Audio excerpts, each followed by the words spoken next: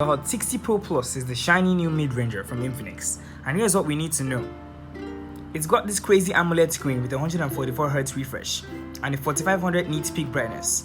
It's running Android 15 with Infinix's XOS 15.1. It doesn't have specified OS updates though, keep that in mind. A Helio G200 is running the show and it's capable enough for simple tasks and day-to-day activities. For storage, it has 8GB of RAM and up to 256GB of storage. The Infinix has got a 50MP main camera and a 30MP selfie snapper. For security, it uses an in-display fingerprint scanner. I mean, that's cool, right?